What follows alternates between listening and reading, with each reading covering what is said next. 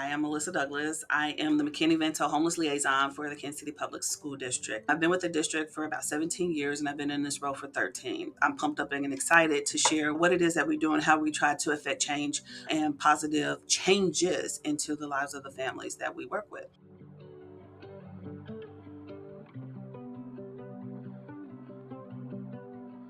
I did not know that McKinney-Vento existed. All I knew is that my mother took care of the neighborhood. My mother took care of all of my cousins and everything, and they all lived in my house. I just thought that's what you did. Fast forward to my role here as the homeless liaison. Everybody that was not my original brother or sister was a doubled up family. I didn't know the technical definitions of it, but I knew homelessness. I knew that you were supposed to support your neighbor. I knew that you were supposed to make a way so that kids can go to school without any issues. There's no reason why you shouldn't have a free and appropriate education. You can still succeed.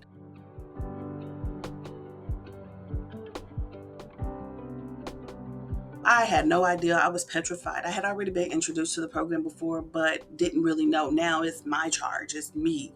My name is up front. The first thing that I did, and I was so glad, I set up a face-to-face meeting with my state liaison. She actually came to town and sat in my office and we talked because I wanted to know the lay of the land and what was expected of me from the state. And that's when I came to realize that every McKinney-Vento department in our state does something a little bit different. Our state was really big about don't call them homeless students. We call our program students in transition. My state person started introducing me to the other liaisons within the state. We're fostering great relationships, especially with those other liaisons that I share families with.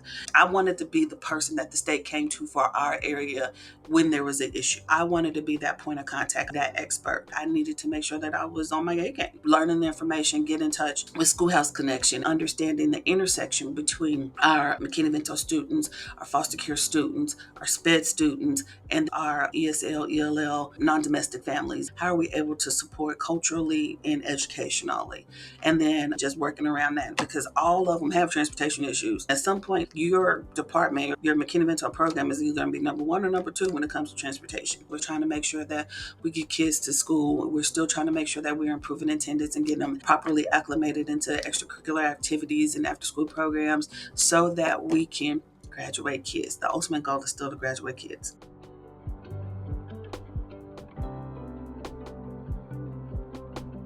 Proven residency is a big deal because especially in the Kansas City area, I feel like that's what we're constantly battling. We have building principals and now, well, I don't even know why this student is in my building because their address is not my neighborhood addresses. And, just really just trying to continue to advocate. All kids belong in your building regardless. Doesn't matter. School is a safe place. School is the place where we can keep track of the kid, where we can feed the kid, where we can provide those wraparound services with the child.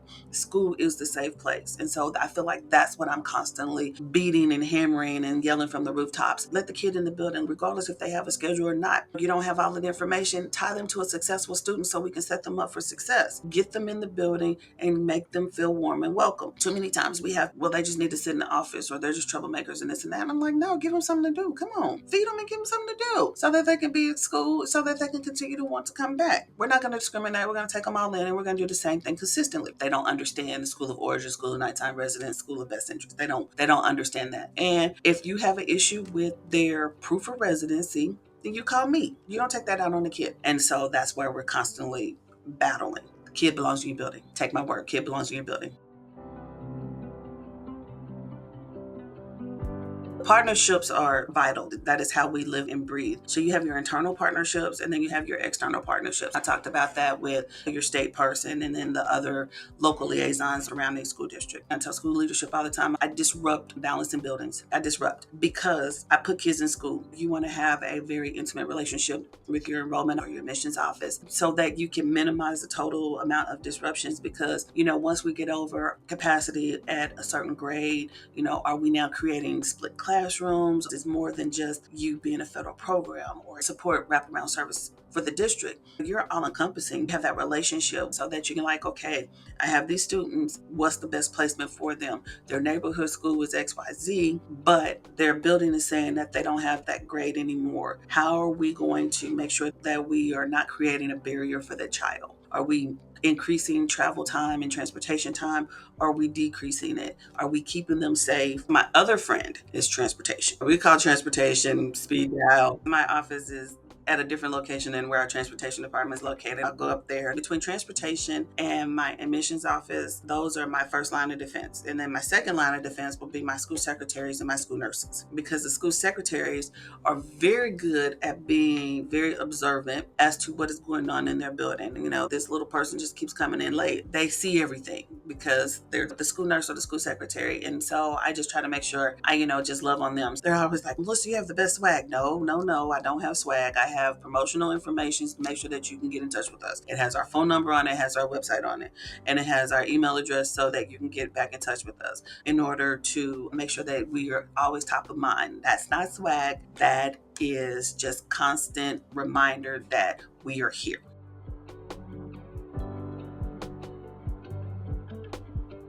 The new liaison has to be okay with you didn't fix the problem, you didn't solve it. You got to be okay and not guilty because you're going home and you have a home to go to and you have a family and you have love and support and all the amenities of home. And you know that the family you just work with, there's no shelter beds and there's no place for them to go. And you know what? You're just grateful because they have a car to at least be in. So you have to get that settled with you. That's the first thing you have to do as a new liaison, because there's going to be some guilt, hard decisions, and moral and emotional decisions that affect you later. As you go back home, reconciling your day, and you're just like, oh my goodness, I don't even know how they're going to do it, and I worry about them. You can't give credence to all of that, and you're not making yourself emotionally available for your own family. My social workers were able to really instill with me, just self-care. You're listening to these stories and, you're traumatized as well. But I got a counselor. I found out little things about me and I'm just like, oh, wow, okay, I am holding that stress in. You want to just, you're doing those proactive things and making sure that you're keeping yourself healthy so that you can be that winning and shining star and being that rock for those other individuals that need you at your best. That was the big aha moment for me. Self-care matters and it looks different for a lot of people.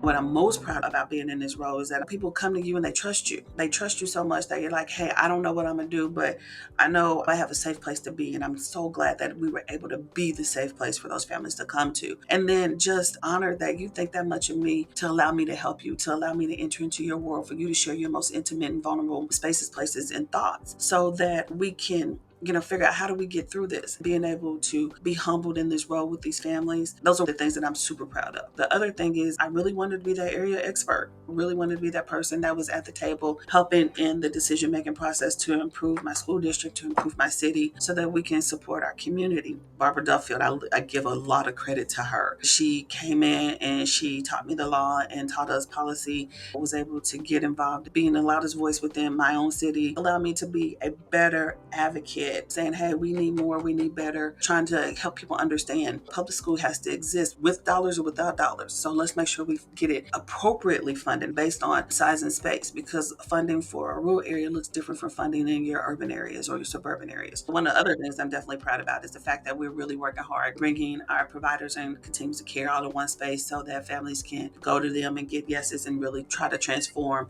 homelessness within our school district, our footprint.